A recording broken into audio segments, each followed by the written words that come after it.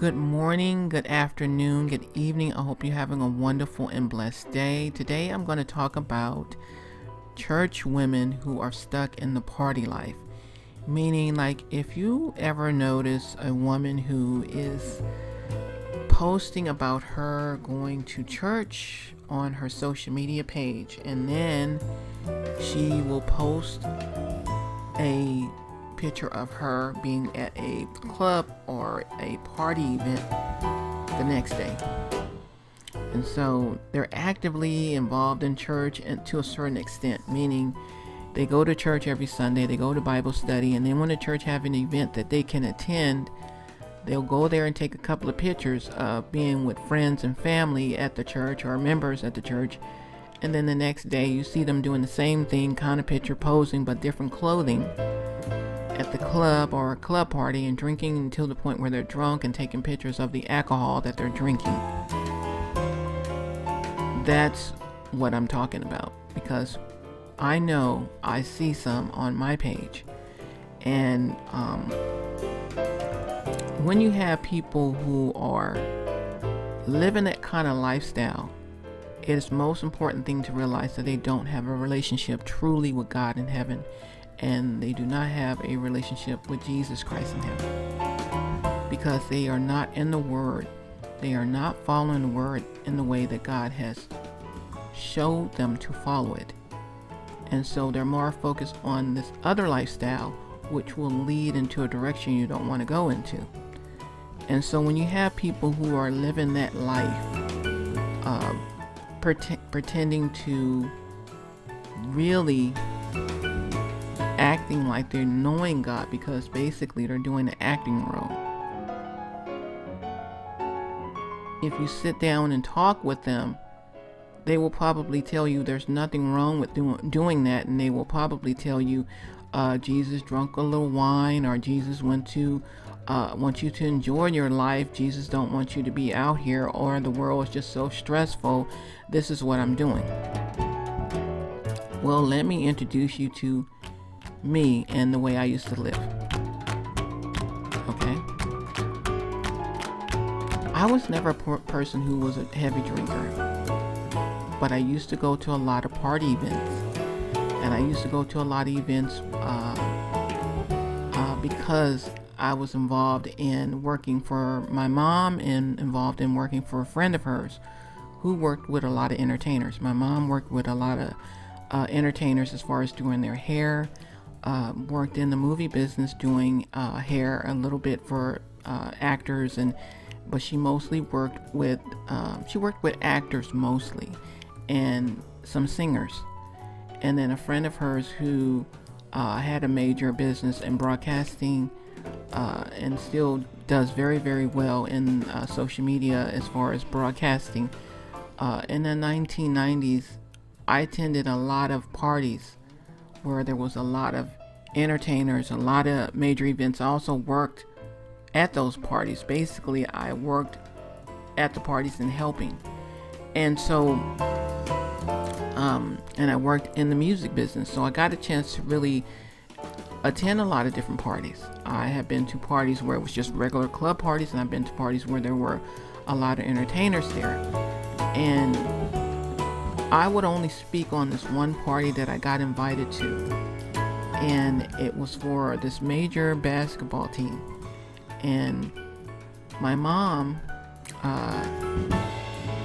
who got the invitation, she couldn't make it because she had to go out of town to work. She was a hairstylist. She did braids and weaves and stuff like that. And so she had this entertainers whose hair she needed to do, so she couldn't do it. But she told me, well, you and some of the family members can go.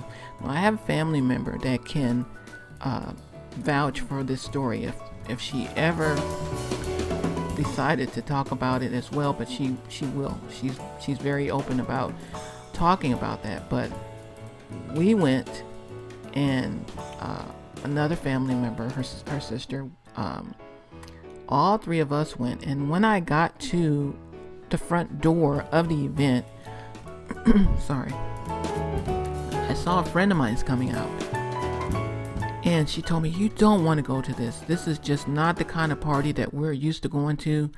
She said, it is not what you think. She said, it's got too much going on in there. And so I'm always like a person, I want to see it for myself before someone tell me, let me see for myself. I said, well, I'll just go in, and if it's not for us, we'll leave. And so I had my family, they wanted to go because the party had, it was for a major basketball team. And so my two cousins, family members were major basketball fans of this team. I'm not a basketball junkie. I was more of a football NFL fan. So I'm like, okay, well, let's just go. I like to dance. We get into this party that was for them, and a lot of the basketball players are in there, and some of their wives and girlfriends are in there.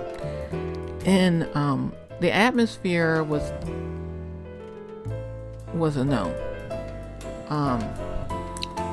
These wives that were in there and girlfriends that were in there, they were open, just to put this way, to do anything. In some of the rooms, there was I think 3 rooms. One room had cocaine in it. One room had where men were playing cards and women were in there entertaining them. And another room had some other stuff going on between players. After seeing all that, we were gone, because it was not for us. When you get into that party life, you start seeing a little bit more than you want to. Now, I don't want to say don't have parties or stuff.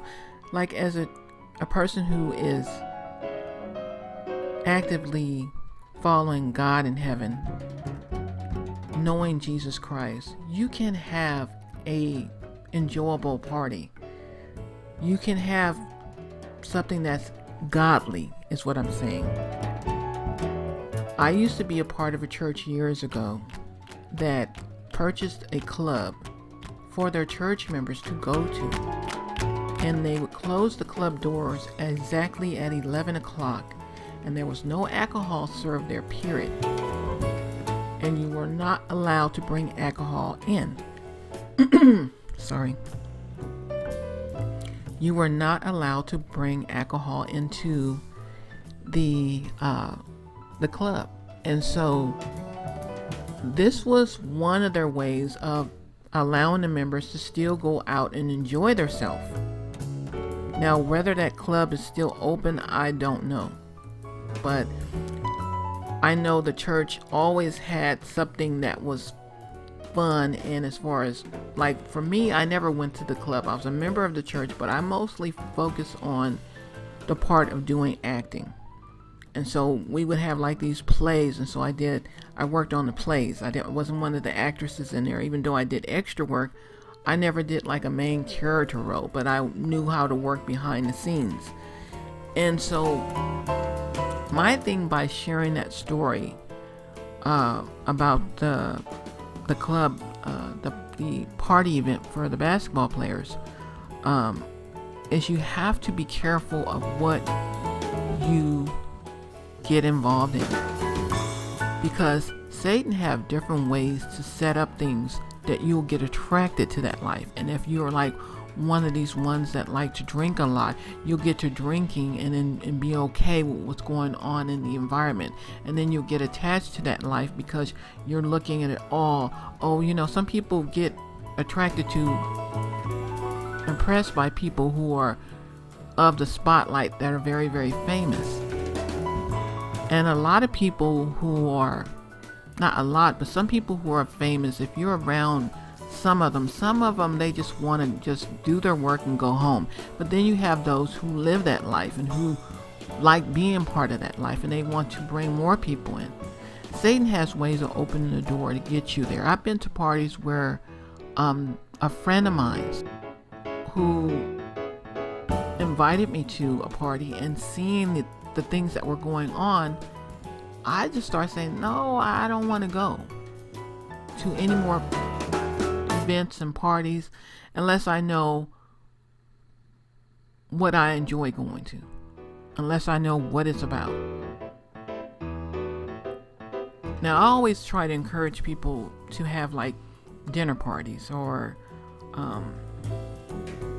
like, you know, it's so fun to do like a dinner party. It's like really the most simplest thing. You tell, either you do the cooking or you order food or you have your friends come and bring the meal, and you can sit down and have like a dinner party. It don't have to be a lot of people.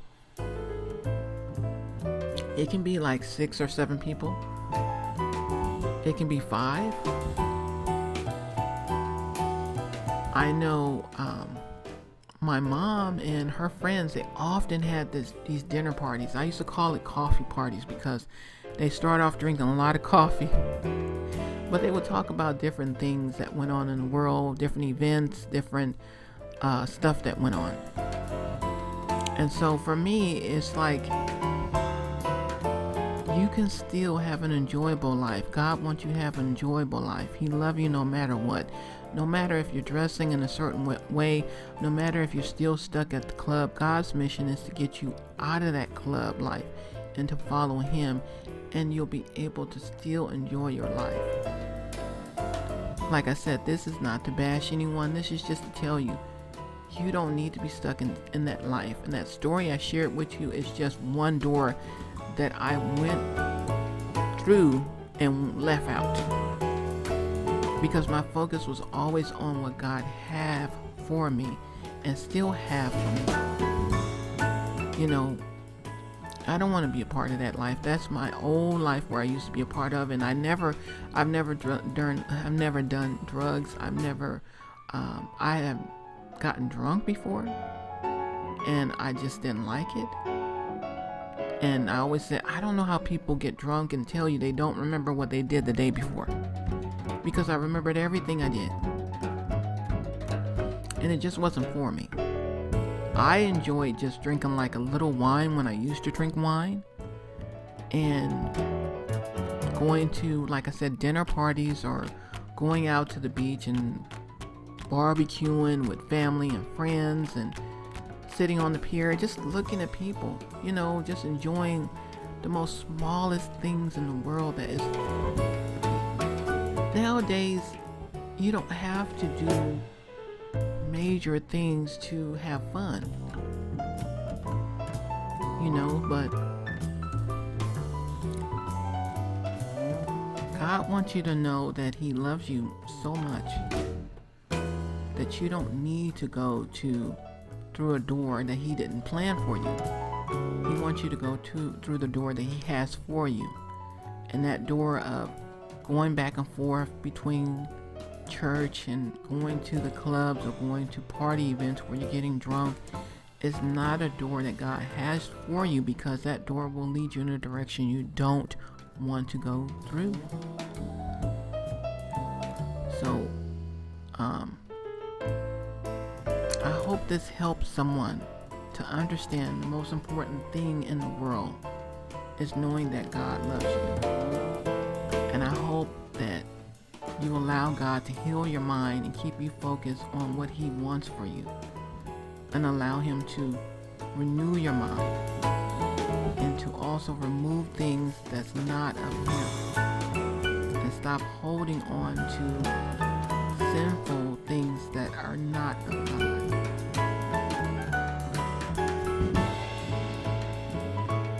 So that's the main focus that you want to keep focus on, and you don't want to lose direction in what He has for you. So I hope this is a blessing to you, and I hope it help you a little bit, if not a little bit, a lot. And I hope you have a wonderful and blessed day. Bye-bye.